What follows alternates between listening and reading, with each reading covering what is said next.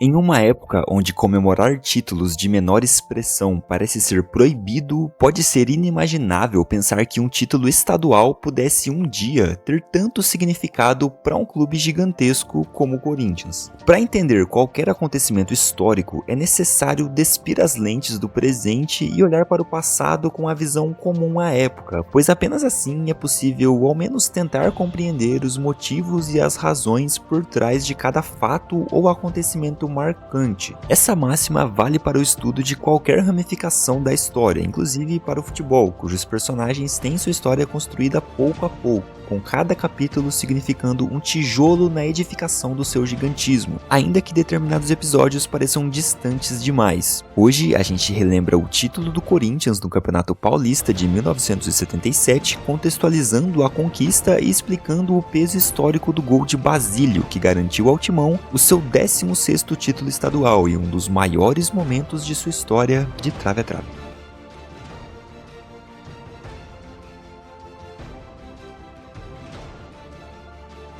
Fundado em 1º de setembro de 1910 por operários sindicalistas, o Corinthians nasceu vitorioso, conquistando seu primeiro título paulista já em 1914, competição que o clube ainda venceu por mais 14 vezes até o marcante ano de 1954. Ao lado do Palmeiras e posteriormente do São Paulo, intercalou troféus dando início à rivalidade do chamado Trio de Ferro, que divide o protagonismo da elite paulista até hoje. E parando aqui rapidinho, meu caro, pra te pedir pra deixar o like no vídeo. Eu sei que muitos de vocês esquecem, mas o like faz toda a diferença, cara. Ele faz com que o YouTube entregue esse vídeo pra mais pessoas, então mais pessoas vão assistir esse vídeo, enfim. Isso fortalece demais o trabalho e se você tá gostando do conteúdo, também se inscreve no canal pra não perder os próximos vídeos e tem muita coisa nova vindo por aí. Também quero te falar sobre o nosso parceiro KB Prime, que tem camisas incríveis e que você pode conferir clicando no link que deixei na descrição. Eles têm camisas da temporada, né? Tem camisas retrô, pra você que gosta ali também de umas camisas antigas. Então confere lá, vale muito a pena, também tem camisas especiais, enfim. Se você gostar de qualquer item da loja, usa o cupom TRAVEATRAVE, tudo junto, né? TRAVEATRAVE, o nome do canal, que você tem desconto na sua compra. Então é isso, recados dados, vamos voltar para o vídeo. Embora os estaduais à época fossem os títulos mais relevantes para o clube, havia também o torneio Rio-São Paulo, conquistado pelo Alvinegro em 1950, 53 e 54, consagrando o time do início dos anos 50 como um dos melhores do Brasil. Este time é lembrado por todos os corintianos, pois nomes como Luizinho, Cabeção, Roberto Belangeiro, Idário, Gilmar e Baltazar tornaram-se ícones da geração mais vitoriosa da história do clube até aquele momento. O que ninguém sabia é que o já citado ano de 1954 marcaria as últimas conquistas do Timão, iniciando um jejum sem precedentes na elite do futebol brasileiro.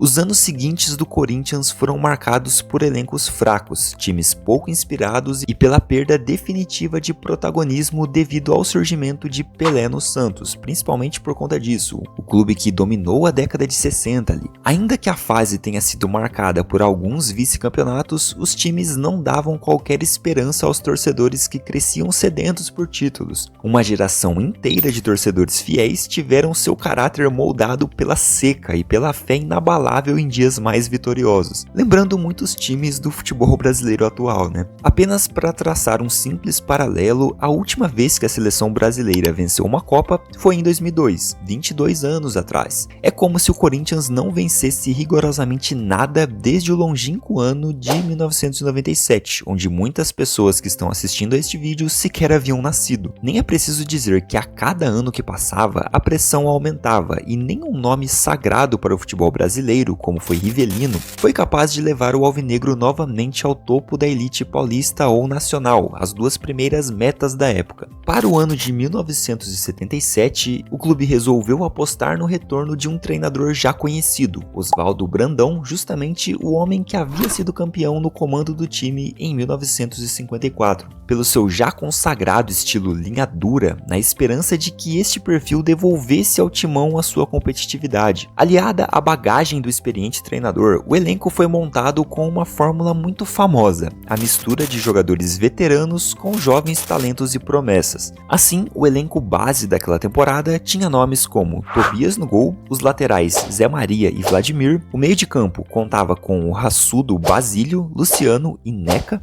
responsáveis por municiar os atacantes Vaguinho e Geraldão. Essa mescla entre atletas de gerações diferentes buscando algo em comum podia ser vista como uma bela analogia àquilo que se via na torcida, já que jovens e velhos sentavam-se lado a lado nas arquibancadas paulistas, movidos pelo sofrimento de décadas que gerava um único desejo, o de ser campeão mais uma vez. Mais do que isso, a fé na chegada desse momento criou em cada corintiano o intraduzível e crescente sentimento de devoção, um sentimento passado de geração para geração. Afinal, o corintianismo nunca foi uma questão de títulos, mas sim de fidelidade. O Campeonato Paulista de 1977 foi disputado por 19 clubes, jogando todos contra todos na primeira fase e cruzando os melhores colocados em jogos eliminatórios. O time do Corinthians fez uma primeira fase confiável, sem muito encantamento, mas com muita raça, entrega e solidez, e uma amostra disso é o desempenho em números do Alvinegro, tendo a quarta melhor campanha da fase inicial, com destaque para a defesa que sofreu apenas 13 gols nas 18 partidas disputadas, e o campeonato prosseguiu com a mesma constância do Corinthians, demonstrando um alto nível de competitividade, inclusive vencendo o grande rival Palmeiras no final do segundo turno. Depois das disputas dos quadrangulares, a final do campeonato foi definida. O adversário do Corinthians seria a Ponte Preta, em um sistema de melhor de 3, com todas as partidas sendo disputadas no Morumbi. Mesmo tendo um time considerado excelente e sendo uma força do interior com nomes de respeito como Dicá, Oscar, Polozzi e Rui Rei, a Ponte Preta era tida como um adversário tangível para o Corinthians, com seu time cascudo e competitivo. A expectativa para a decisão era enorme e a imprensa questionava se o Timão seria capaz de superar toda a pressão e enfim encerrar o jejum de 23 anos iniciado lá em 54. O primeiro jogo aconteceu no dia 5 de outubro de 1977, sob mando da Ponte Preta, onde 65.806 pagantes encheram o estádio do Morumbi para ver Palinha marcar o único gol da partida e deixar o Corinthians a um passo da conquista. Na segunda partida, 5 dias depois, no mesmo estádio e com mando corintiano, inacreditáveis 138.032 pagantes acreditaram que iriam, enfim, testemunhar o fim da dolorosa fila em que se encontravam. E tudo parecia ir bem, quando aos 42 do primeiro tempo, Vaguinho abriu o placar para o Timão. No entanto, se não houver sofrimento não é Corinthians, você já conhece a famosa frase. E para obedecer ao roteiro divino, Dicá empatou aos 23 e Rui Rei, aos 38 do segundo tempo, virou e deu números finais à partida, adiando a espera e colocando uma enorme interrogação na mente de todos os fiéis que temiam novamente serem o time do Faz-me Rir, que não ganha de ninguém e não conquista nada. A fé teria de superar mais um obstáculo. No dia 13 de outubro de 1977, Corinthians e Ponte Preta entram em campo para a partida definitiva daquele Campeonato Paulista.